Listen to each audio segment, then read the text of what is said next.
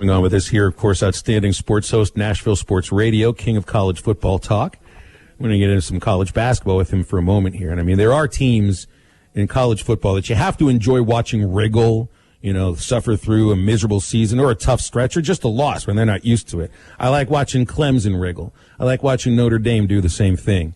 Alabama doesn't, wriggle very much, so you don't get to enjoy that. Bill, last night, I know all Arkansas fans, although we were nervous about it because of the way the game almost ended, this is a season you want to be part of Kentucky's misery, not any reason to give him any joy. And I wonder, as somebody that, lives closer to the Kentucky fan base, and they invade Nashville for the SEC tournament all the time. I know you don't go into Nashville too often, but do you get some joy out of watching Kentucky suffer as much as they have with the world's smallest violin playing for the BBN fans? This is the worst. And I didn't watch the game. Kentucky's so relevant, I forgot the game was on, so I didn't even watch it, guys. But they are as bad as any team I've seen them have since probably the end of the Billy Clyde Gillespie era, because, as we know, that crashed and burned.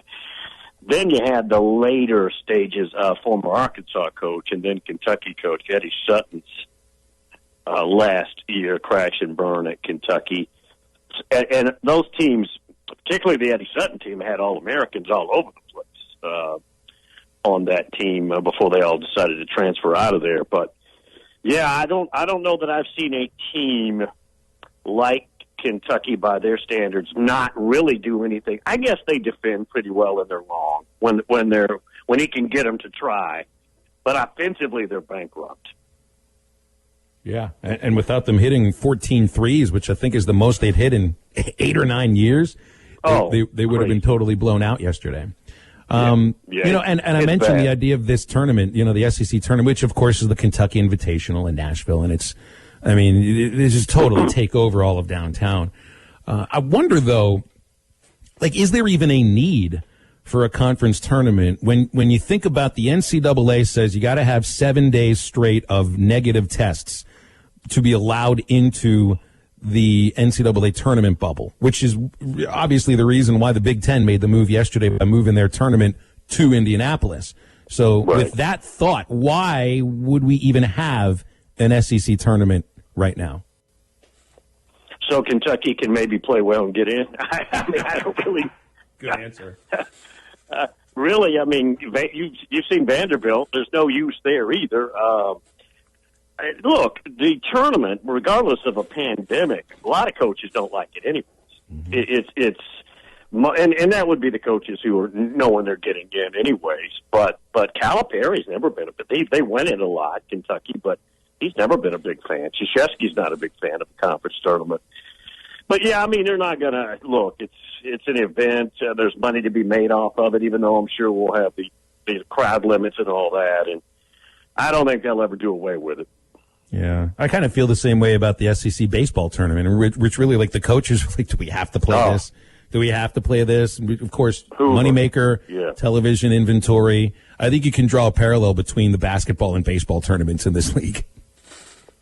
Yeah, and I've been to a lot. Like I told you guys, to me, I happen to be at the peak of the SEC basketball tournament, which was 94, 95, right in there with Arkansas and Kentucky. Actually, Lexington, which would have been, 92, and then the Georgia Dome right in there when Arkansas and Kentucky had some epic games.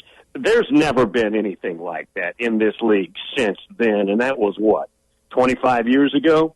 Nothing that's happened. Now, Kentucky obviously has dominated and won more championships, but my point is, I'm talking about from a tournament point of view, SEC tournament.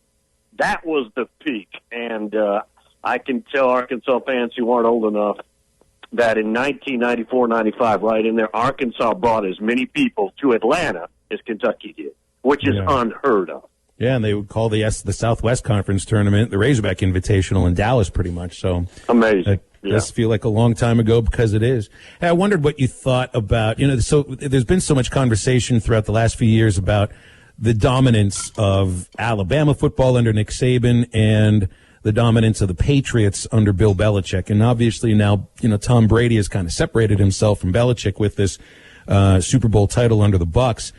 is there anybody that you could say is responsible for the run of Alabama championships outside of Nick Saban? I mean, nobody has the impact that he has, but is there one or two people that are sort of tied to him in a bit of the sense of like Brady is tied to Belichick or vice versa?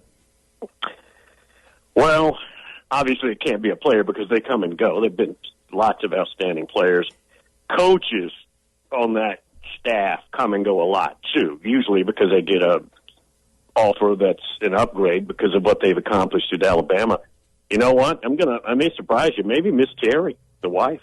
I mean, I'm told she wears the britches in that family. And I think she keeps a very level-headed atmosphere because she's got a husband who's, gone 20 hours a day probably when he's not traveling. He's there at about 6 and he gets home about 11. And keeps everything nice and steady, nice and calm. And she probably, if you asked him that question, I bet you that's what he would say, the wife. That is a good point, Bill. And really, SmackDown, like, that's a guy right there, Nick Saban. If he ever feels any pressure about anything, it's to make sure Miss Terry's happy on Valentine's Day, right? Exactly.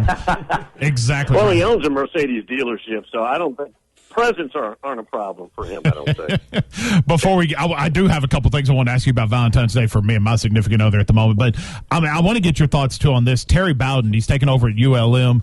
ULM struggled a lot this year. But for Terry Bowden, he's had an incredible, diverse career with Samford, Auburn, North Alabama, Akron. He's bringing Rich Rod with him. How do you see Terry Bowden, who we hadn't really heard a lot of him here recently, how do you see him faring with ULM and try to resurrect that school? And I don't know, maybe if it goes well, maybe like a lower tier Power 5 job for Terry Bowden eventually?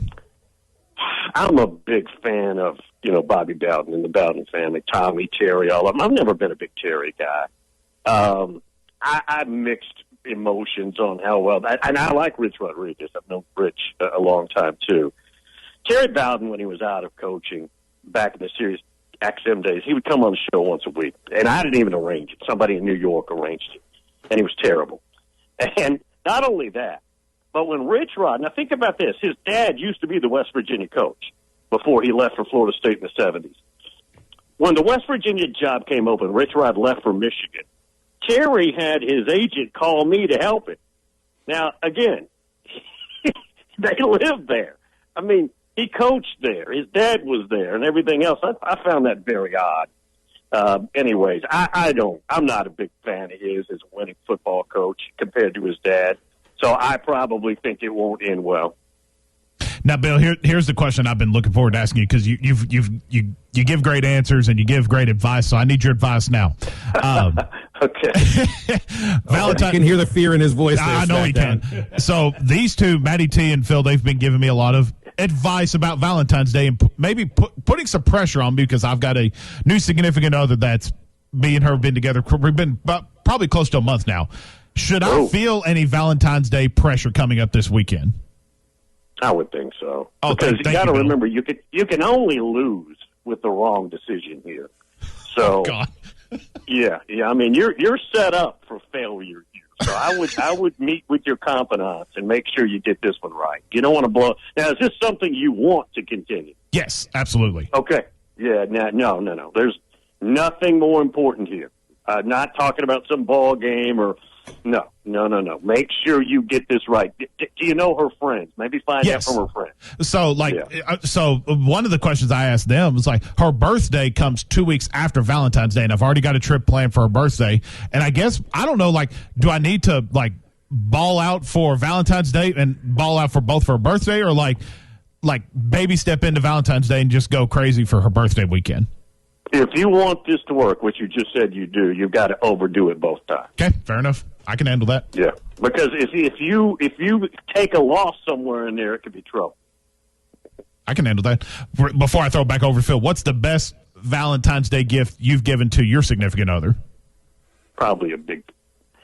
I had a sponsor in Brentwood, a big jewelry sponsor, and I went in there and just said, "Give me the nicest watch you got." And he picked something out for about, I don't remember, $10,000. That was like 20 years ago. So Yeah, that was probably it. Sounds like the answer is get yourself a jewelry sponsor, SmackDown. Get jewelry sponsor. And by the way, I didn't get any cut, even though he was a sponsor either. Full price. Those diamonds don't make themselves. No, they don't. Bill, appreciate you, man. Thanks for Bill. your advice, as always. All right, thanks. I don't know if I could do a $10,000 watch. Yeah, I will say this, and from my father's experience, if you got to have the right amount of money to do it, but if you're not quite sure what to get the significant other, ask. Diamonds always work, man. Diamonds work every time. Diamonds are always forever. work. Diamonds are a girl's best friend, even if she doesn't realize it. I found that to be true. It's when they open that box and then it's just like all sparkling at their face. What if she says, "Wait, are these blood diamonds?" You don't do diamonds in the second month of a relationship. That's good advice, too. Okay. That's something I could have brought out for Change My Mind, which is next, but nobody needs, to have their mind changed about that. Got some good ones for you today. Stay with us. Wrapping up, cherry on the top, Change My Mind on halftime.